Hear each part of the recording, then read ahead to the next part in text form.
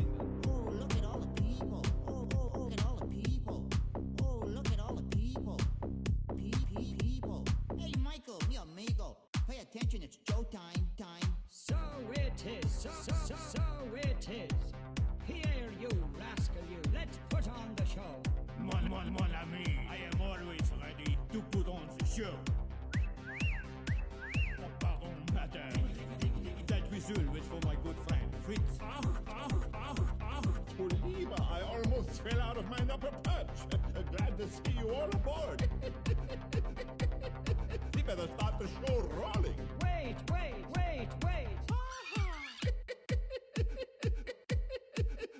The amigos applause. The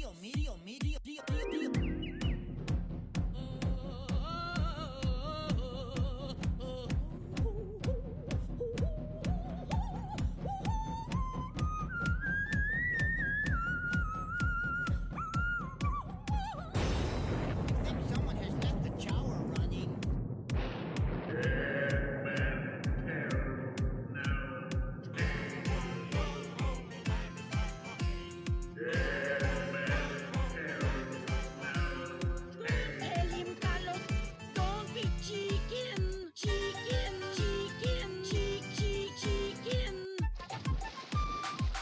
I am no chicken. I will not talk. Shift your cargo, dearie. Show 'em your larboard side. No need to expose your superstructure. We're devil the black sheep and really bad eggs. Drink up me hearty go ho. Yo ho, pirates like funny. Yo ho, pirates like funny. Magic Kingdom is the Magic Kingdom. Good evening, my friend. Welcome to WW Radio Live. It feels good to be back here in the home studio after being away for what seems like forever. D23 Expo was just like a little more than a week ago, and it seems like in some respects it was a long time ago. Hopefully I had a chance to see you if you were there, or you had a chance to catch some of our live broadcasts over the weekend. We'll get to D23 Expo. For tonight's purposes, if you're watching live, please do me a favor. Well, do yourself a favor. Sit back, relax, grab a snack, tag and invite a friend to come along and join to watch with us. And if you're watching on the replay, don't forget to join us here every Wednesday, 7:30 p.m. Eastern at www.radiolive.com. If it is your first time watching, please let me know where you are watching from and how long you've been listening to the show, just out of curiosity. So yeah, we're back from Expo. There was obviously a lot that happened, a lot to cover. Hopefully, you've had a chance to listen to this week's podcast, because tonight I really want to hear from you and your thoughts about Expo, whether you're there or not. Some of the announcements, if you listen to the show, your thoughts on our list of 10-ish memorable moments.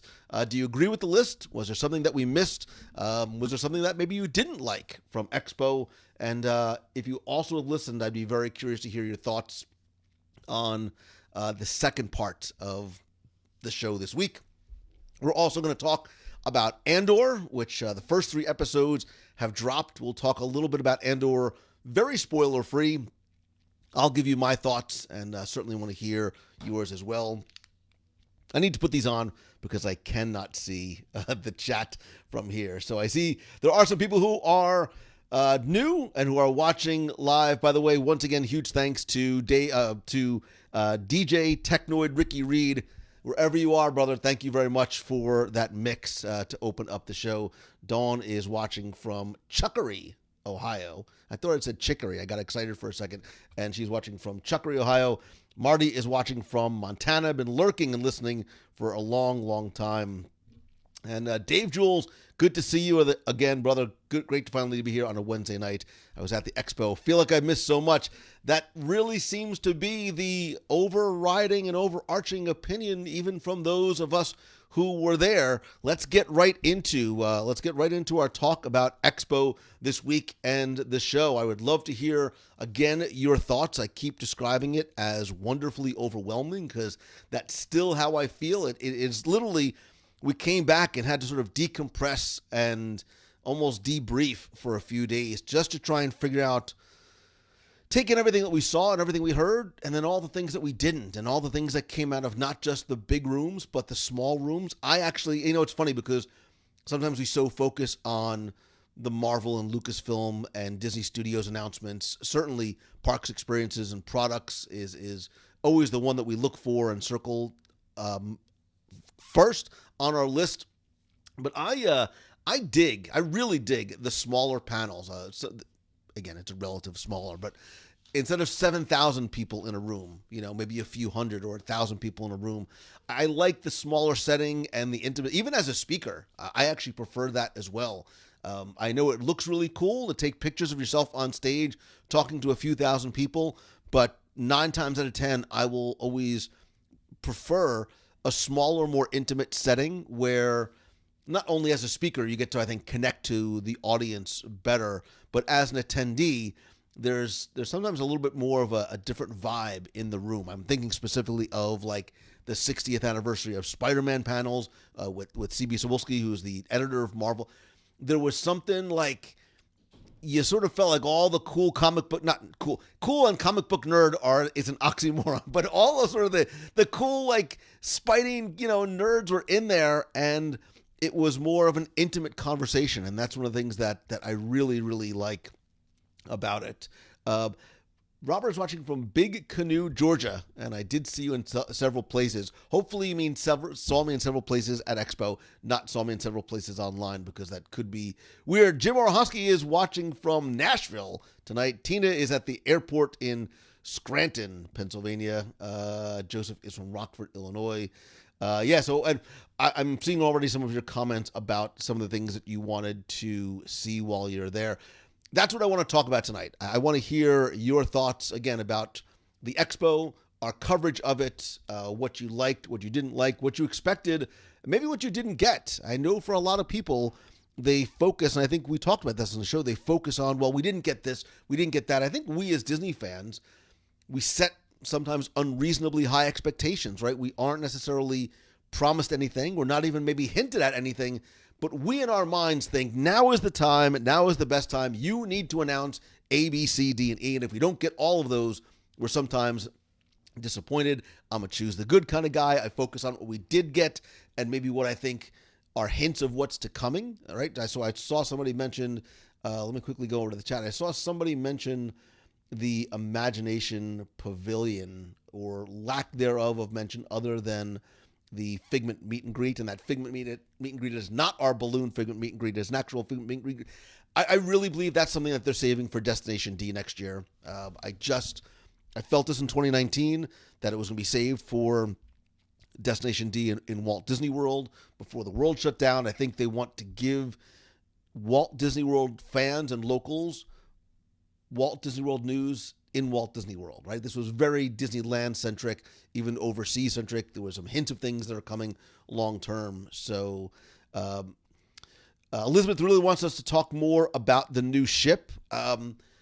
We can talk a little bit more about that because we really didn't get a lot other than the name. Nobody saw Treasure coming. You in the home audience, I know nobody figured on the name Treasure. The Grand Hall, again, looks like it is a mirror of the Disney Wish in terms of that grand sort of 4-story hall. Darker colors, a little bit more of African and Far East inspired, obviously with the Aladdin darker tones and the dark blues and purples and golds. I'll be curious to see because we don't know how the layout and the theming of the rest of the ship might change, if at all. Remember, this plane was very much in flight. I don't know if they might be able to address some of the concerns that we talked about and other people have talked about on the Disney Wish. And Elizabeth, by the way, welcome to the WW Radio Nation. We had a fun sort of nation presentation in the booth with Elizabeth. Let me quickly go through some of the other. So Kyle was talking about the Imagination Pavilion revamp announcement. Yeah, like I said, I think, Kyle, I really do believe that is something that is going to be, it is something that is going to be coming, but it's going to be coming in the future. I think that they very specifically and strategically did not announce certain things for a variety of reasons. I have no specific knowledge other than just sort of guessing and maybe hoping as well. Richard is listening from Myrtle Beach. Dave Jewell says, my FOMO was worse being there than at home. I missed hanging out with the box. Dave, I did as well. I very much, more so this year than any year, I very much struggled with, when I attend Expo, I wear many different sort of hats, right? I am there as a fan first, as an attendee. We have the booth. We've got the live video. We've got the sort of media coverage aspect to it. So it's very stressful to try and be all those things all at the same time. And even if you're just going as an attendee, you can't see everything because it is so huge. You can't get into every panel and presentation. So it's a lot. There's some good things. I had some ideas of stuff I'm going to do in the future to help address that. But I understand the FOMO. Like I said, I don't think I saw the entire show floor. Like, I very quickly walked through it on the first day. I didn't see Hall A until very, very late on Sunday. And you could even see by, and I apologize for this too, the lack of live broadcasts and conversations and tours and interviews was a combination of all these different things. It was time. It was resources. It was internet. I had 3 redundant internet systems in place.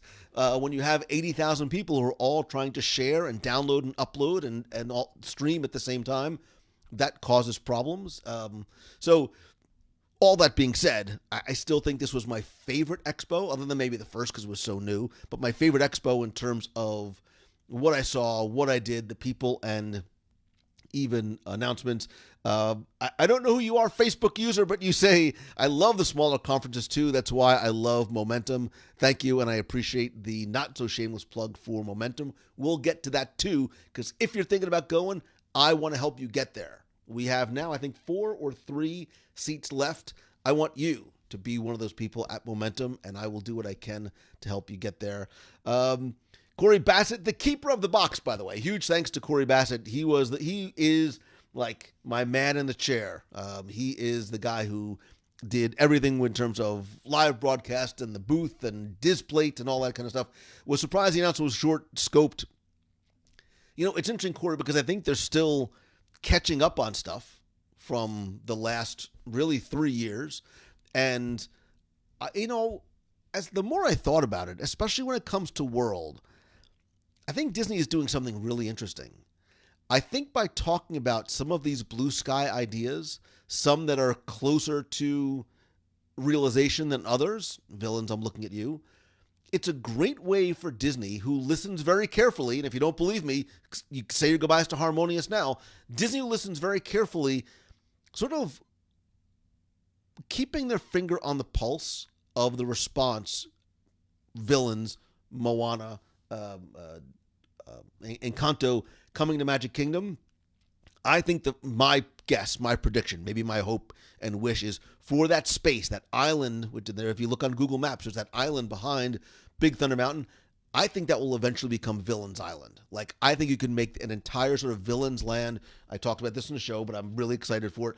But Disney's able to listen, see what may change, or maybe there's something new that comes, a new sort of IP or a new idea over the next couple of years, and maybe sort of gauge their plans based on guest feedback instead of, here's the thing we've been working on, we hope you like it.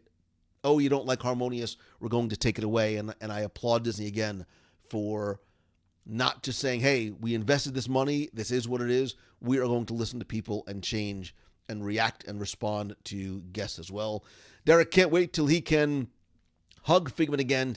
And for the Hatbox Ghost, Katie loved the Figment balloon. It was, I think, that maybe my favorite balloon that we've ever done. That, maybe the Sorcerer Mickey hat, too. Kevin Shea says, I like the shirt. I am obviously rocking my Daredevil shirt. I've got my Daredevil. Where is he? He's there. He's there. Super excited. I'm not going to be able to stay up till 2 o'clock in the morning, whatever it is, to see She-Hulk tonight. But I think this is the week that we see the introduction of one Matthew Murdock, Esquire. I can't wait. We'll talk more about that too.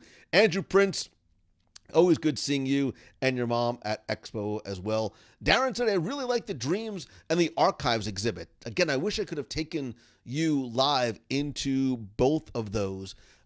I really liked, in terms of the parks, the Parks Dreams exhibit was that full-scale model of what the Tiana Bayou Adventure attraction is going to look like.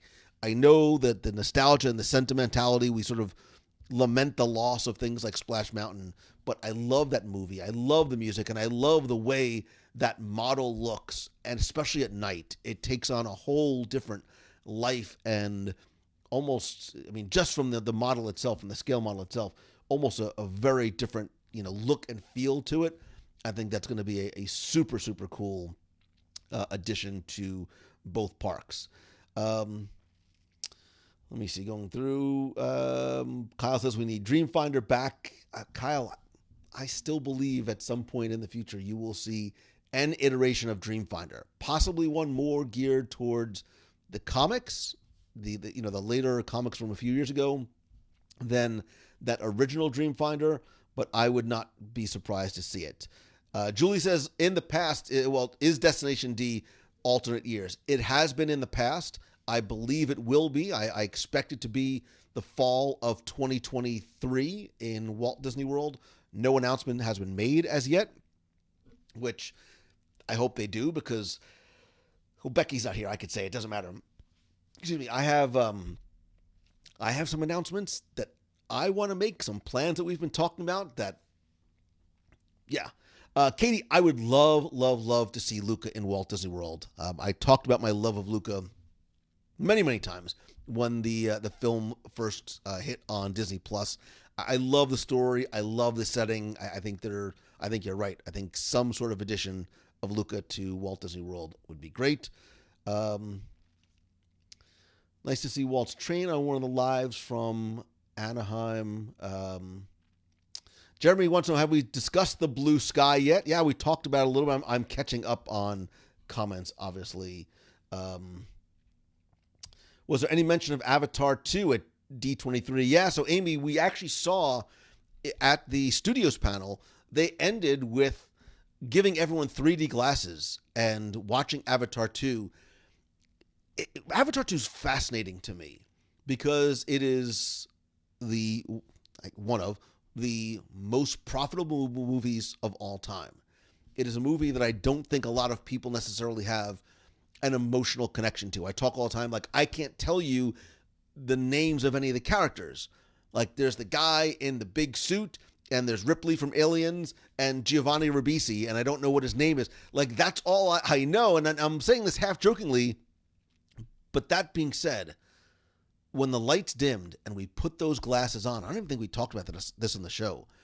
That film, even seeing it in that environment where it's not necessarily perfect projections in an acoustically sound theater, it is gorgeous, like mind-blowingly gorgeous. And I can only imagine what that's going to look like especially if you get to see it in like an Atmos theater or really any theater. The 3D is spectacular. The underwater scenes are gorgeous.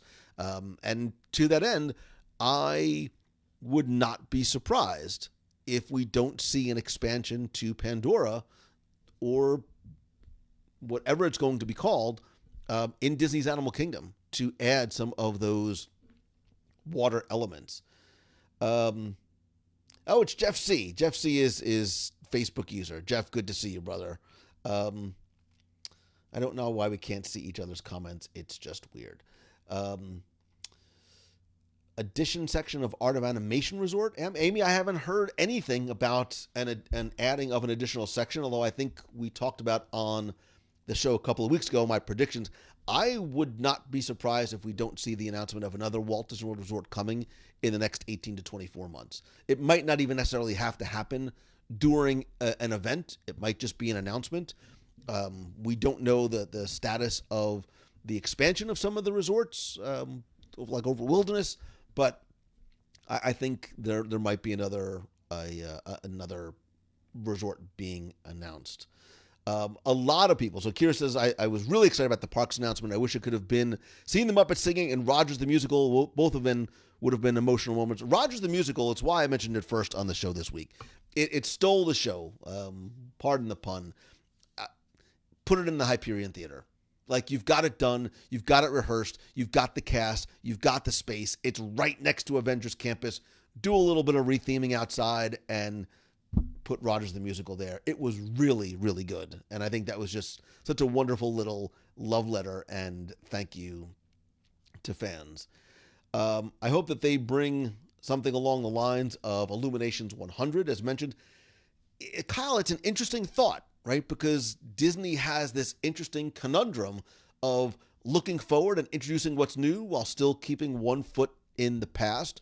Do you sort of continue that naming convention of Illuminations, or is it time to move on to something else? I don't know that there's a definitive answer one way or the other. I can easily argue both ways because you know me, I'm a sentimental kind of guy and I miss that kind of stuff.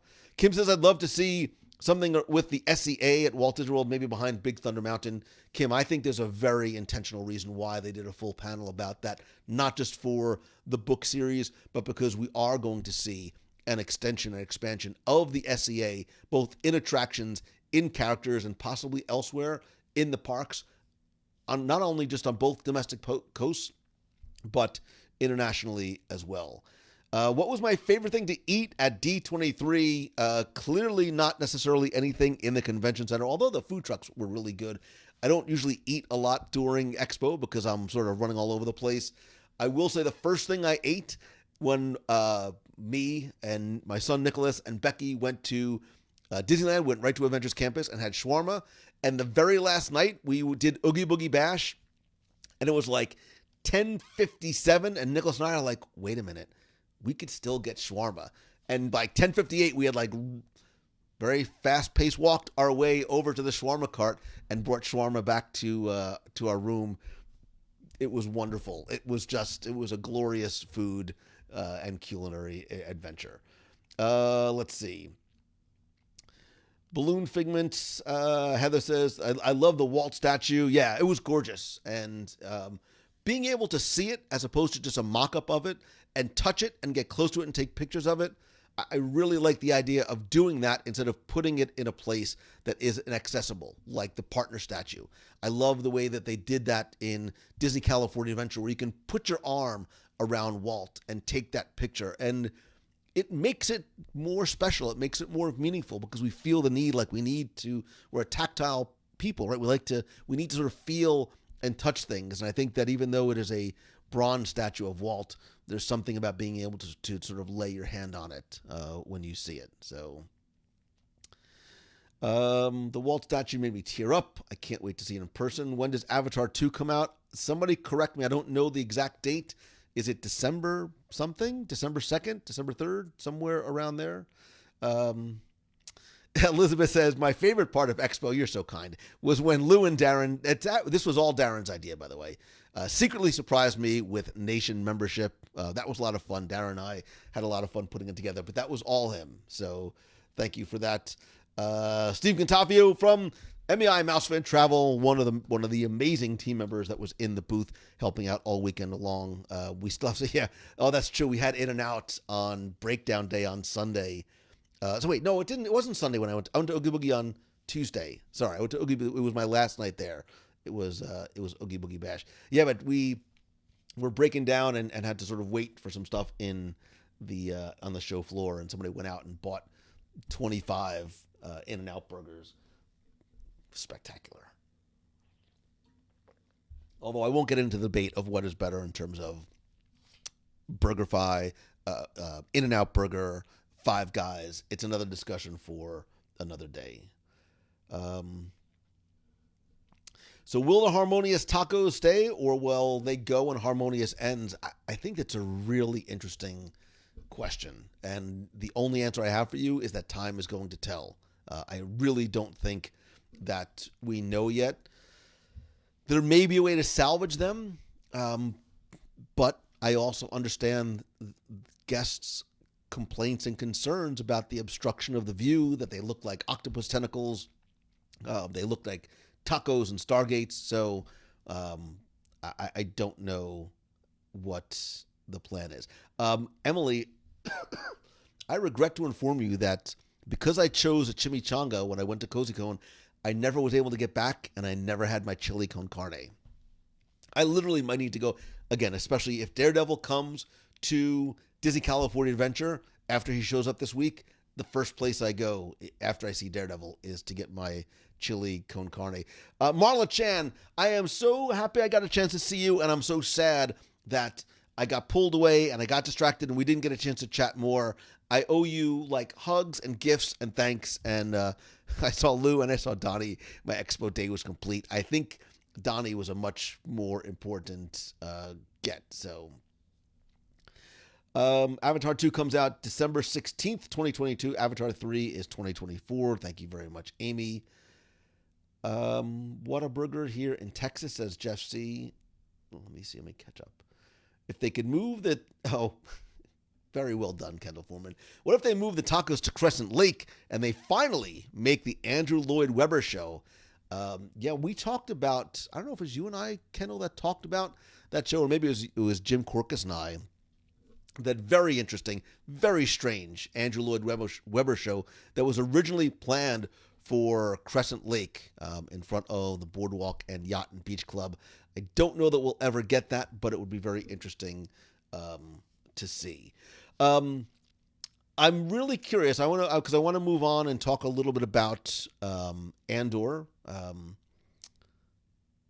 so thrilled for Happily Ever After comes back, but Amy, again, the same thing. Do we do something new? Do we bring back Wishes? I understand it, but hopefully we'll get a little bit. I loved Wishes. I loved Wishes even more than I loved Happily Ever After. So I would not mind seeing that as well.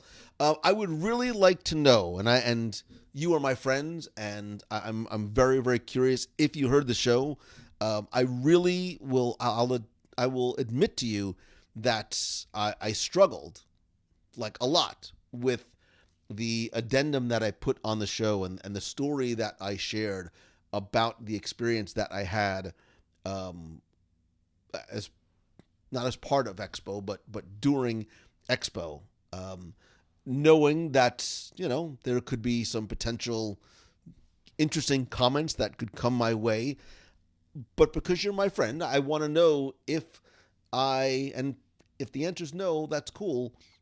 Did I sort of accurately or appropriately convey what I was trying to say about not the experience that I had, but my reactions and reflections from that. And obviously I'm talking about the time that I was able to sit and talk to Disney CEO Bob Chapek and then walk Mickey Minnie's Runaway Railway with him. Elizabeth, thank you very much. Again, I was very, I mean, you might have been able to tell by listening, because audio in podcast, one of the things I love about podcasting is you can hear. It's such an authentic medium. I was dancing and I was struggling and I was questioning and second guessing, and I said, you know what, I'm just going to put it out the way I actually recorded it. And with most things that I do, I didn't edit it at all, and was curious as to what the reaction might be to it. And if that's something maybe you want to share with me privately, I certainly welcome. I welcome that via messenger or email as well. Tom says, I really appreciated what you shared about talking with Bob, and I trust your judgment. Tom, thank you very much. That means a lot. Was Kyle there? I'm not allowed to say anything about the experience, but I can dance around the fact that the beard was the subject of conversation. So I think it's okay enough. Excuse me. Yes, I came back with something. I never get sick, knock on wood, but I came back with something. I enjoyed the segment on Bob. It's easy to complain, but he is steering the ship during a difficult time, and everybody has a board to report to. And you're right, Dawn, and sometimes a board and shareholders' interests are not necessarily in alignment with those of guests and fans. And I think we as guests and fans sometimes lose sight of that because we come from an emotional perspective. So I appreciate you recognizing that as well. Deb says, my gut feeling that it's hard to embrace what you felt Chapek is about when it seems that at every turn he has alienated a group of fans. Yes. Yes. Yeah, that's all I can say is listen, man, I would never want to be CEO of a company, certainly not a company like this, because just speaking in generalities as a CEO, sometimes what your heart wants to do and what fans and customers and clients want you to do for them is in direct conflict with business decisions that have to be. And I'm not talking specifically at all about my conversation. This is just life. It's just life as a CEO, whether you have a 5-person, business or you've got a 200,000 employee, one of the largest companies on the planet. It is not a line that I would want to toe, and I give anybody who is in that position a lot of credit. So Jeremy says Chapek gets a lot of grief now, but I suspect at some point history will have a better memory of him. I hope you're right, Jeremy, because the internet is sometimes a very unkind and unforgiving place that has what my parents used to like to call selective memory. The internet sort of remembers what it wants to remember for the benefit of their story or their points. It'll be very interesting to see when the time comes what that will look like. I don't think that time is coming anytime soon, so who knows? But I have a very, very, I have a much greater understanding and appreciation of the person that I met. Ryan Donahoe says, did he mention bringing back the chili dog burp smell to Tomorrowland to honor Stitch's Great Escape? You probably can't say it, just blink twice if the answer is yes. I mean, we just talked about Stitch's Great Escape for hours. It's whatever. A lot of people complained about Eisner at one time or another, but look what he did in the long run. And Dan, I think that's what it is. I think you have to look at somebody in the totality of their time as whether it's, whatever sort of high level position it is, whether you are a CEO, whether you are an official, whatever those things are. It's very easy to sort of make judgments and sort of plant your flag on the ground as things are going on. But I think you're right. The way, Eisner's an interesting conversation to have. And it's one of the reasons why I would listen, if everybody knows Michael Eisner, he's the dream guest because enough time has passed. I would love to talk to him about his time in the company because a lot of people remember when Eisner left. right? And it was not a great time for the company, and it was a mess. And I've said this before.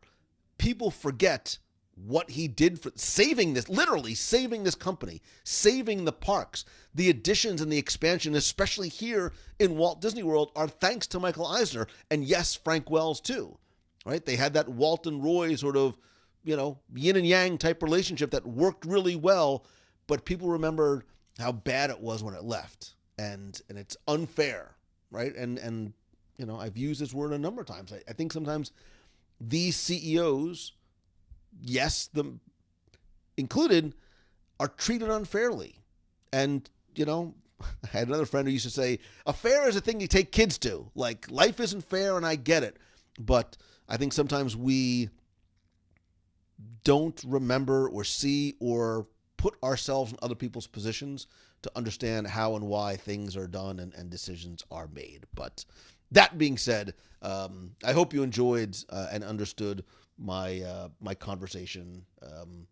But again, I welcome any type of feedback from that as well. Oh, what I forgot to show you? We were talking about the somebody said they couldn't. I got a message yesterday that somebody said they couldn't find. Wait, Gus, very quickly. Gus says Bob has made some mistakes, but I think the criticism he gets is overblown. Bob Iger, excuse me.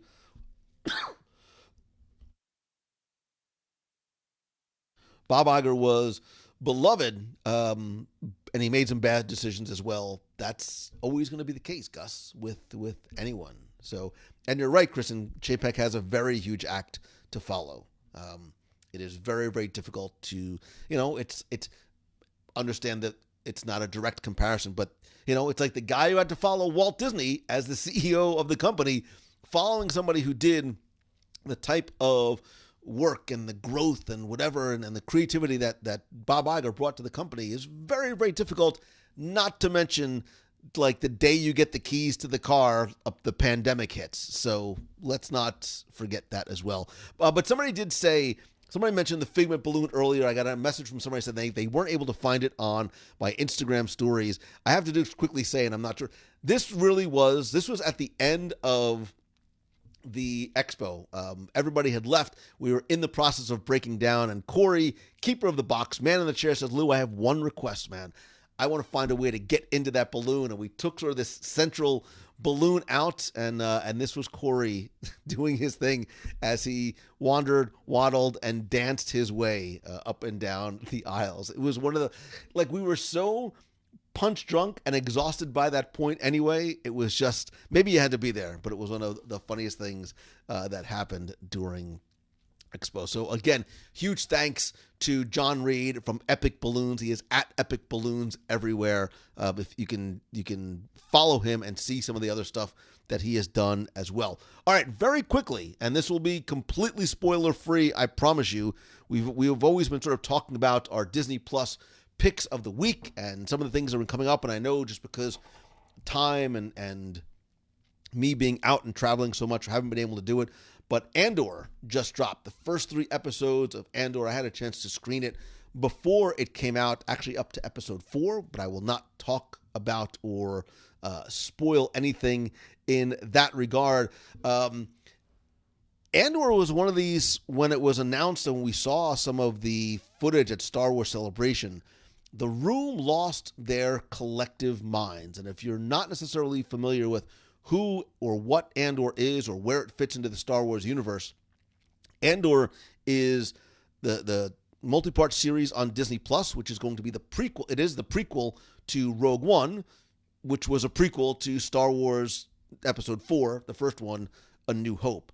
And here, what you saw in Rogue One, Cassian Andor, who was portrayed brilliantly, by the way, by Diego Luna, is an sort of like an intelligence agent and an operative for the Rebel Alliance as they are getting ready to attack the Death Star. And this takes place 5 years before that attack takes place. And right now, Cassian's more of a thief than anything else.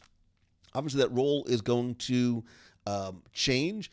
But again, a spoiler-free thoughts on Andor. At least I'll talk only in terms of the first 3 episodes that are now available on Disney Plus. My first sort of overarching view, it's very different to me than what we have seen, and I think what people may expect from the series and from Star Wars as a whole. It is a very slow burn. It is, and look, and that's not a bad thing.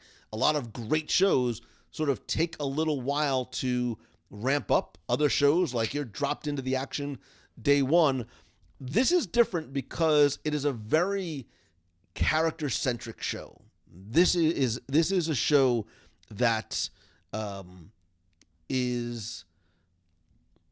Well, let me step back for a second, because before you even turn on, I should probably say something else. This is a show that I don't really think is for young kids. Like, it is not for young kids for a couple of reasons. One, it's a very dialogue heavy show, right? I talk about it being a character-centric show. It's very dialogue heavy, and it's also much darker. And from day one, scene one, act one, it's very dark. And I will say this as family friendly as I can.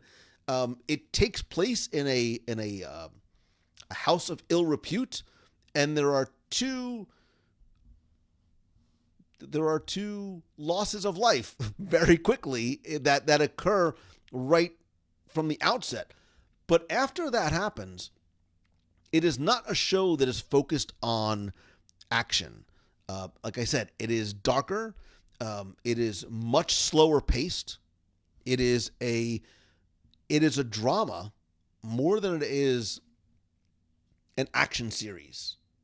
If I'm sort of articulating that correctly. And I keep talking about the pacing of the show is not one that you are like hanging on every single moment. It is sort of this methodical pacing of a story that I think is heading somewhere, but you really need to buy into these first few episodes. And I know from my perspective, I look to form a relationship with the characters, right? As many of us do. We fall in love with characters, whether it's from Seinfeld or Lost, or I've never even seen an episode of Game of Thrones or Law and Order, whatever it is. I haven't found that yet here. I haven't fallen in love with any. Actually, I haven't fallen in love with any characters yet, except B2EMO, which is B. It's like the little droid who looks like it's like WALL-E and like a pagoda from Japan had this little droid baby, and that's what B is. Diego Luna is great. He's a wonderful character actor, and he does very, very well, and I like him a lot. But while this feels like Star Wars A New Hope, which I like, it's gritty and it's dirty and it's very street level, it's not about space battles really at all. It's about guns and handguns and land vehicles, but it's really going to be interesting to see where this starts to go from here. I was admittedly not riveted to the TV, but I put ellipses at the end of that and say yet, because I feel like the cake is being baked, and this is just sort of like waiting for these things to come to a head, and then sort of they're going to turn it up to 11, as it were. I'm looking at some of the comments. Jeremy says, yeah, the droid is great. I'm ready to build him at Galaxy's Edge. Jim Kenny says, it looks like he's a descendant of old Bob from the Black Hole. That's exactly, that Slim Pickens type of character feel is exactly what I got from B. Look, I think it is a new type of Star Wars. And I don't necessarily think that that's a bad thing, right? We've seen so much that has been consistent and maybe to its detriment, because some people haven't necessarily loved the last two trilogies. But, like I said, it's not this Star Wars that is space battles. It's more of a spy thriller, which makes sense because the showrunner is Tony Gilroy, who did the Jason Bourne movies. So the spy feel to it makes perfect sense. He is the right person to helm this film, but it's the initial pacing of it that really was and is a surprise to me. It's set to be a 2 season series. So there's still a lot to unwrap and unravel. And again, I hope that this sort of slow stepping up to what is going to be this moment, this pivotal moment that's going to capture your attention and capture your interest and carry you along the way, as many good shows actually do, is what is coming. I think episode 3 is where I started to feel it picks up. I hope it is an ongoing trend. I'm very open for the possibilities that Andor has, but I am going to keep watching. And I think that's, sort of the best way to sort of summarize it is I'm interested enough to keep on watching because of some of the ground that's being, the groundwork that's being laid. I don't, you can't sort of watch these 3 episodes and go, oh my God, this is the best Star Wars thing ever. Although some people feel that way. There's a lot of hyperbolic conversation happening online in terms of what this series is. And I think that's a testament to the hunger that Star Wars fans have for more good Star Wars content, which I think this is. It's different. It's a spy, character-driven, dramatic thriller, but I'm curious to see where it goes next. Ryan Donahoe, who knows a thing or two, possibly even 3 things about Star Wars because he is the host of the Forcecast. It is the first Disney Plus Star Wars series to not use the volume. It gives it a bigger budget feel, and the volume is that digital set that they're able to use for things like The Mandalorian. Ryan, I agree. From a cinematic perspective, I talked about it being dark and dirty and gritty, which I like. I do like that open real world feel that it has to it. I certainly would welcome any other comments that you have. Let me just go back and see if you said anything else about Andor and your thoughts about it as well. New Star Wars is not the space opera we are used to. It's a deeper and darker story of character transition. As more drops, we will see more. Very well said, Drew Pike. And I agree with you 100%. Maybe what I'll do one day is I'll get one Ryan Donahoe to join me, and we'll do a little more of an Andor breakdown and discussion on a live show one night. I actually really like Ryan. Don't tell him I said that. So, Amy says, how did Nicholas like Andor? So we did, I screened it alone because I am obligated to screen it alone. But then we did go and we did watch, and I know he was watching on his own, Andor as well. He sort of felt the same way. As he's getting older and matures more, he said the same thing. I watched him as he was watching it at one point, and I did see him sort of start to wander a little bit. Again, that's why I say it's not for kids. It's very, very dialogue. There's just a lot of non-action dialogue that takes place that doesn't necessarily feel like it is advancing the plot on an immediate sort of line-by-line basis. So you have to sort of buy into all of these things are pieces of this puzzle that they are building, but sometimes that takes a little bit of commitment. And I think Andor, having seen the 4th episode, I think Andor is worth it. I think it is going to continue to be, and we will certainly see. Ryan Donovan says, you know where to find me, Ronto Roasters. Weren't we supposed to do some Ronto Roaster review or a Docking Bay 7 review? That's what we need to. Ryan, hit me up, man. Maybe I'll grab a friend or two. If only there was anybody who would join me and Ryan Donohoe for a review of Docking Bay 7. Can we get Ronto Roasters and bring them into Docking Bay 7 so we can do sort of a full... Wait, no. Ryan, wait. Maybe we need to do the top 5 foods in Star Wars Galaxy's... Top 10 foods or top 5 foods in Star Wars Galaxy's Edge. We'll do it and record it live on the spot. Because there's some of the little things here and there. Coffee with the Cocoa Puffs. I'm looking at you. I don't know what you're called. That are not necessarily in a restaurant, but is good stuff. So, Sue Passauer, also from Mouse Fan Travel, also who was amazing in the booth, by the way. You were just loving the Dizplate giveaways, and we're rocking. She said, I'm super excited for Andor. Actually, no Star Wars, unlike Marvel. Sue, I'll be curious to hear what you and your family thinks. Emily Annis, I have not done a Halea review yet. Nobody will go with me. I've literally sat outside the door of Haleo going, anyone want to review this with me? It's,